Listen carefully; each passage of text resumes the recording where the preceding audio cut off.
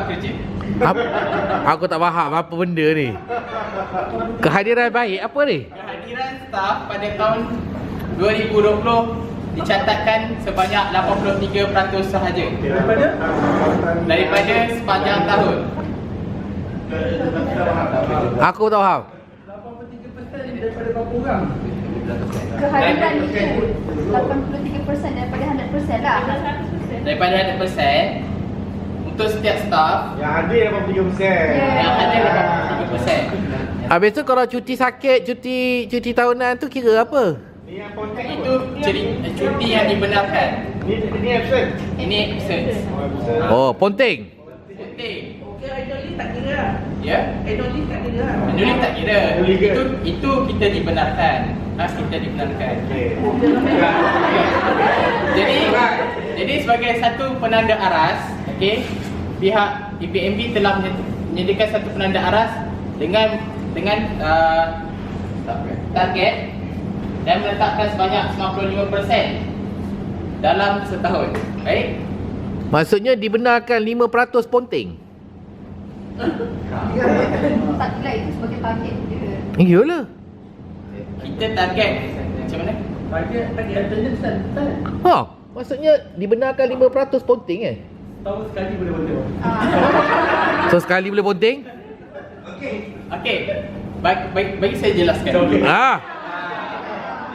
95% ini adalah rumusan berdasarkan kajian kami dengan mengambil kira sebarang kebarangkalian. Maksudnya possibility, contohnya kematian, accident. Jadi mustahillah kita tak ada kebarangkalian, betul tak?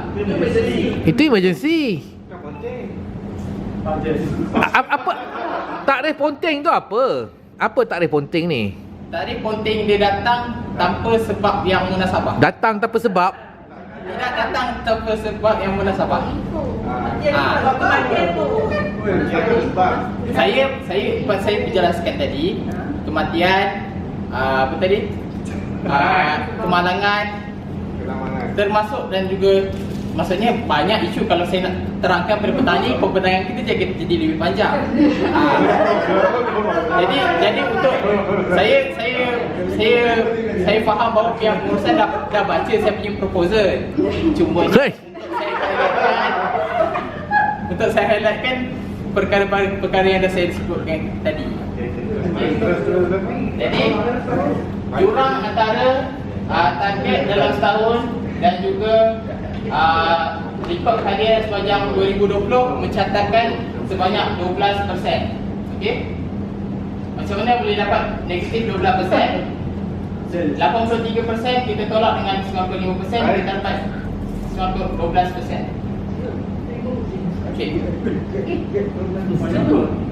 Kita nak tengok perbezaan. Untuk capai target lah. Untuk capai target. 83 tolak 95. Okey, boleh tekanlah kalkulator. Dekatkan kereta. Boleh tekan kalkulator. Okey? Jadi nilai kerugian kita sebanyak negatif 12% ini bersamaan dengan RM300,000. Ini setahun, betul. Ini adalah kerugian yang kita hadapi bagi tahun 2020. Macam mana nak kira 300,000 ni? 300,000 ini adalah untuk production dalam 1 minit. Come on! Pagi nanti goreng ke dia? Okay? Saya rasa semua dah faham sebenarnya. Okay? Tak faham. Seminit apa? Kalau dalam seminit, production kita berjaya menghasilkan keuntungan sebanyak lebih kurang, ataupun yang setepatnya adalah RM500. Jadi hasil daripada kiraan jumlah untuk setahun kita dapat RM300,000 berdasarkan jurang 12% ini. Bila pekerja tidak dapat hadir 12% ini, inilah kita punya kadar nilai kerugian syarikat setahun. Ya. Okey. Data rekaan tu betul? Data rekaan tu betul? Janganlah tanya, kan kita present. Aku tak boleh tengok ke? Okey. Terus. Okey. ada saya masukkan. Bila anda lihat pada paragraf baca ni, cat yang berwarna merah menunjukkan keadaan kritikal. Kebiasaannya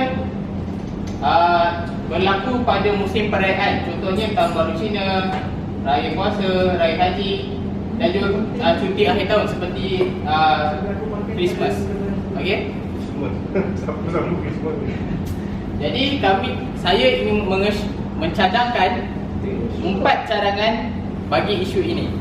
Yang pertama, 4 cadangan untuk menyelesaikan masalah ini. 4 cadangan untuk menyelesaikan masalah ini. Yang pertama, membuat perancangan untuk cuti tahunan. Yang kedua, memberikan Wah. anugerah yang khas kepada pelajar. Saya dah pelajar ni. Kepada pekerja yang dapat hadir dengan kehadiran yang baik, kita memberikannya sebanyak insentif RM1,000. Kehadiran yang baik tu apa? 95% ke apa? Melebihi 95%. Pasal dapat semua 95% tu banyak. Banyak. Berapa rugi yang Okey. Empat trilion. Yang ketiga, penghadiran maksudnya kita hadkan untuk seorang pekerja sebanyak 2 tahun. 2 hari sebulan. Okey. Yang keempat ialah penalti melebihi 3 kali tidak hadir. Maksudnya apabila seorang tu tidak hadir sebanyak 3 kali, akan diberikan surat amaran yang pertama, yang kedua dan ketiga. Dan apabila mereka melebihi melebihi 3 kali, maksudnya yang kali keempat akan dikenakan penalti. Baik tak? Baiklah. Okey. Kriteria yang saya ingin ketengahkan dalam membuat pemilihan cadangan pada petang ini ialah yang pertama low cost, maksudnya kos yang rendah, dan yang kedua ialah tahap kesedaran yang tinggi. Baiklah. Ini adalah pengiraan yang telah jabatan saya lakukan. Untuk pilihan pertama tiada kos sebab tadi pilihan pertama membuat perancangan annual leave. Yang kedua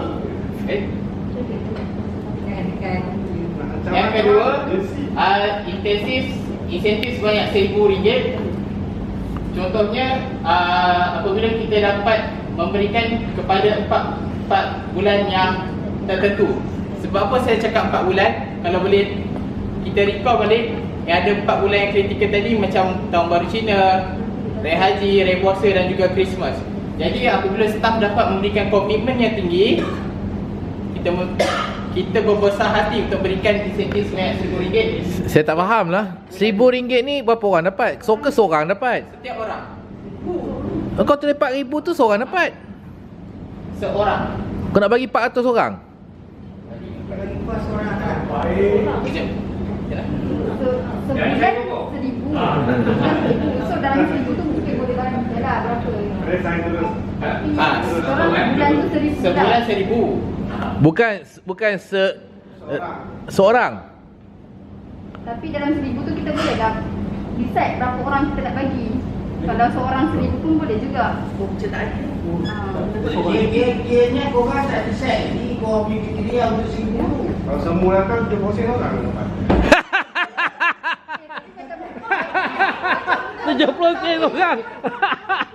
Macam mustahil orang datang full untuk Biasanya okey. 70% orang. Kita cakap atas dasar fakta dan data. Okey. Kalau saya nak minta data daripada yang kalau kita cakap biasa tak boleh. Saya dah bercakap berdasarkan data. Data. Bila data kita dah merah menunjukkan kita kritikal, apa lagi kita nak pergi buat? Dah data bukti. Tak, saya dah jelas. Masih lagi 1,000 seorang ke 1,000 sebulan dikongsi bersama? Seorang. 1,000 seorang 1,000 seorang sebulan. sebulan. Tapi untuk 4 bulan je. Iyalah betul. Katakan kalau 300 pekerja datang kehadiran. Kita pilih seorang juga. Pisang lagi dia tu. Cabutan bertuah lah dia. Cabutan bertuah. Salah, takut dah minat tolong tu lebih dia seorang je. Oh. Saja dapat. Bila kasih. Yang bagian itu macam lupa nak pergi tu. Kalau dia macam dia tu kan, orang masih lagi ter. Kita tanya-tanya lah. Kena perhalusi lah Kena perhalusi. Sebenarnya Tuki kedai, kalau orang biasa tu tuki kedai lah. Macam ni tak datang lah. Dia tak pilih nanti pilih. 3,000 lah. Okey, baik. Saya cuba perhalusi untuk kita tambah baik lagi kita punya ni. Okey, tak apa, okey. Okey. Yang ketiga ialah mengehadkan cuti tahun sebanyak 2 hari. Cuti tahun kecemasan. Cuti tahun yang pertama. Kecemasan berapa? 2 hari sebulan. So tiada kos lah. Bila kita dah limit tak ada kos yang terlibat lah. So yang keempat ialah penalti jika melebihi 3 kali dalam setahun. Yang awareness tu apa tu? Awareness. Okey, ini adalah level awareness. Okey, berdasarkan kriteria tadi yang saya boleh tunjuk semula. Okey. Inilah kriteria yang perlu kita tekankan. Kos dan juga tahap kesedaran yang tinggi. Okey. Maksudnya, Jadi berdasarkan pilihan-pilihan yang telah saya cadangkan, saya telah menjalankan satu survey menggunakan borang kaji selidik. Jika saya memberikan peluang kepada empat pilihan ni kepada staff, jadi apakah yang akan mereka pilih? Jadi berdasarkan saya punya kajian, saya mendapati mereka lebih cenderung kepada pilihan keempat. Betul tak? Kedua, saya tengok kat sini. Yang kedua, kerana kita lebih cenderung untuk dapat duit, betul tak? Siapa nak penalti? Tak nak kan? Siapa nak kena limit untuk EL? Tak nak juga. Siapa nak kita plan kita punya annual leave? Tak nak juga. Mesti orang nak duit. Jadi data ni menunjukkan kesedaran orang untuk memilih hadir pada cuti-cuti perayaan lebih tinggi. Okey. Jadi berdasarkan data ini, saya telah membuat ranking apa? Ranking. Okey, ranking daripada 1 sehingga 4 memandangkan saya punya pilihan ada 4 saja. Okey, kalau paling bawah 1 dia tak boleh jadi kosong. Okey, 1 2 3 4. paling bawah, paling atas lah. Paling atas. 1. Paling atas. Paling atas. Paling bagus lah. Paling bagus. Paling bagus 4 kan? 1. Paling bagus 1 ke? Terbalik. Ranking dalam satu lompat. Yang ranking kan tak paling. Sebab satu. Betul lah. Paling ini kajian saya.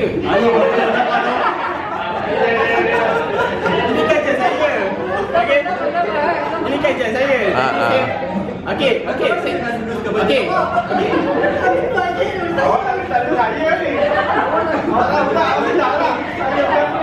Okey, saya kejap lagi kita nak isi orang kaji selidik.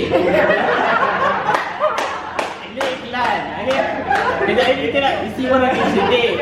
Agak-agaknya lah. Okey, agak-agaknya lah kita ambil isi kandungan. Okey, nak bagi 1 ke nak bagi 5? Sendiri jawab, okey? Nak bagi 1 ke nak bagi 5? Bagi tahu dulu. Facility kursus program nak bagi 1 ke nak bagi 5?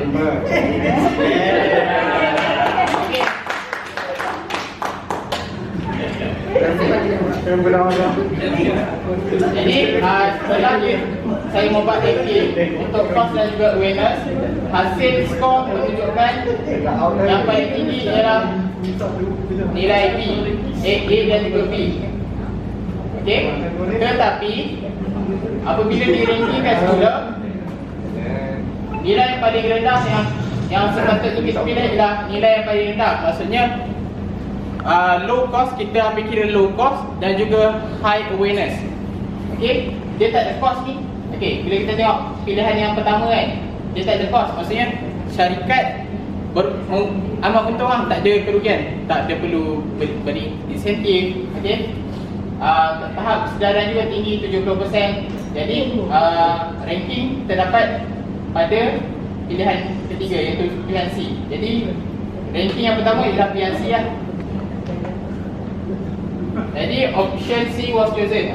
Jadi pilihan C dipilih kerana low cost dan juga high awareness. Dah saya sebutkan sebentar tadi. Okey, saya ingin mencadangkan kepada Dewan Yang Mulia, kepada Dewan Yang Mulia, Barisan Pengurusan, diharapkan cadangan daripada kajian yang telah dilakukan memilih untuk pilihan yang ketiga option C supaya mengehadkan nilai EL ataupun emergency leave kepada 2 hari saja sebulan. Okey, sekian, terima kasih.